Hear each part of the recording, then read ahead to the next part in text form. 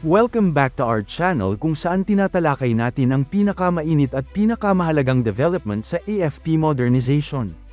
Sa episode na to, pag-uusapan natin ang dalawang balitang may malaking epekto sa kinabukasan ng Pilipinas, hindi lang sa ekonomiya kundi pati sa national security ng bansa. Una, ang pagkakadiskubre ng bagong natural gas sa Malampaya East 1, ang kauna-unahang major gas discovery ng Pilipinas sa loob ng mahigit isang dekada. Isang development na nagbibigay ng bagong pag-asa sa energy security ng bansa, lalo na sa panahong pabago bago ang global energy market. Ikalawa, ang opisyal na pagdating sa Pilipinas ng pinakabagong offshore patrol vessel ng Philippine Navy, ang BRP Raja Sulaiman PS-20, na sinalubong mismo ng BRP Jose Rizal FF-150. Isang eksenang hindi lang simboliko, kundi malinaw na indikasyon ng tuloy-tuloy na modernisasyon ng ating hukbong dagat. Magkaibang balita, pero kapag pinagdugtong, malinaw ang mas malaking larawan, unti-unting pinapalakas ng Pilipinas ang kontrol nito sa sarili nitong enerhiya at karagatan, dalawang kritikal na haligi ng tunay na national security. Pero bago tayo magpatuloy, tandaan natin na ang matatag na Pilipinas ay hindi lang nabubuo sa lakas militar, kundi sa maayos na pamahalaan, paglaban sa korupsyon, pagtanggi sa political fanaticism, at pagsugpo sa fake news. Mahalaga yan para sa tunay na seguridad at katatagan ng bansa. Kamakailan, inanunsyo mismo ni Pangulong Ferdinand Bongbong Marcos Jr. sa kanyang opisyal na Facebook page na nakatagpo ang Pilipinas ng natural gas sa Malampaya East 1. Ayon sa Pangulo, ito ang unang major gas discovery ng bansa sa loob ng mahigit 10 taon, at nagbibigay ito ng bagong momentum sa layunin ng gobyerno na masigurong may stable at reliable energy supply ang bansa. Sa unang tingin, parang simpleng balita lang ito tungkol sa kuryente at enerhiya.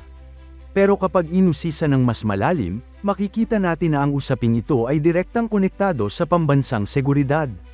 Bakit kritikal ang Malampaya? Sa loob ng maraming taon, ang Malampaya Gas Field ang nagsilbing pangunahing pinagkukunan ng natural gas para sa Luzon.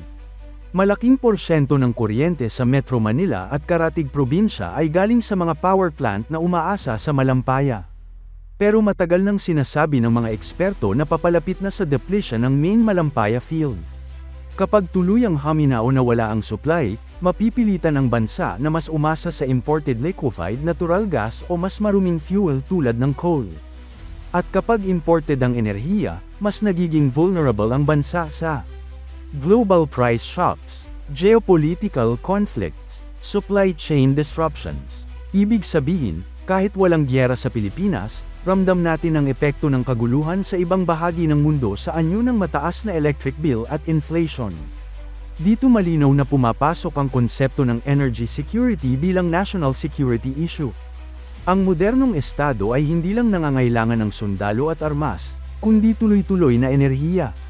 Lahat ng critical infrastructure ay nakaasa sa kuryente, radar stations, command and control centers, shipyards at naval bases, air bases at surveillance systems. Kung walang sapat at stable na enerhiya, humihina ang kakayahan ng bansa na mag-deploy, mag-monitor, at mag-respond sa anumang banta. Ang Malampaya East 1 discovery ay hindi agad solusyon sa lahat, pero nagbibigay ito ng dagdag na strategic buffer, mas mahabang transition period, mas matibay na negotiating position ng Pilipinas. Mas kaunti ang panic, mas malinaw ang planning. May isa pang mahalagang aspeto ang discovery na ito, soberanya. Ang kakayahan ng Pilipinas na mag-explore at mag-develop ng sarili nitong offshore energy resources ay malinaw na pagpapakita ng paggamit ng karapatan nito sa ilalim ng international law, lalo na sa loob ng sarili nitong exclusive economic zone. Sa panahong may tensyon sa West Philippine Sea, ang bawat hakbang na nagpapalakas ng economic at energy presence ng bansa sa karagatan ay may kasamang strategic signal. Pero kahit gaano pa kahalaga ang energy resources, balewala ito kung hindi naman kayang bantayan at ipagtanggol. At dito papasok ang ikalawang malaking balita. Opisyal nang dumating sa Pilipinas ang BRP Raja Sulaiman PS-20, ang flagship ng 6 na HDP-2400 offshore patrol vessels na in-order ng Philippine Navy mula sa HD Hyundai Heavy Industries ng South Korea. Mas naging makabuluhan ang pagdating nito dahil inalalayan nito ng BRP Jose Rizal FF-150, ang kauna-unahang modern guided missile frigate ng bansa. Isang malinaw na larawan ng lumang kakulangan noon at bagong kakayahan ngayon. Ano ang papel ng offshore patrol vessel? Ang HDP-2400 OPV ay dinisenyo hindi para sa high-intensity naval warfare, kundi para sa araw-araw na operasyon sa malawak na karagatan ng Pilipinas. Kabilang sa pangunahing tungkulin nito ang EEZ Patrol, Maritime Domain Awareness, Deterrence through Presence, Law Enforcement Support, Humanitarian at Disaster Response. Hindi praktikal gamitin ng frigates para sa lahat ng mission.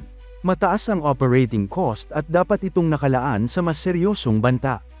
Dito pumapasok ang OPV bilang workhorse ng Navy. Bakit mahalaga ito sa Pilipinas? Ang Pilipinas ay may higit 7,600 islands at isa sa pinakamalawak na maritime domain sa rehiyon. Sa mahabang panahon, kulang ang Navy sa bilang ng barkong kayang manatili ng matagal sa open sea. Ang HDP-2400 OPV ay may mas mahabang endurance, mas malaking seakeeping capability, mas modernong sensors, mas komportableng crew facilities. Ibig sabihin, mas matagal itong makakapagpatrol, mas malayo ang maabot, at mas consistent ang presensya. 6 na OPV, isang doktrina. Hindi lang mahalaga na may OPV ang Navy, mas mahalaga na 6 sila at pare-pareho ang platform.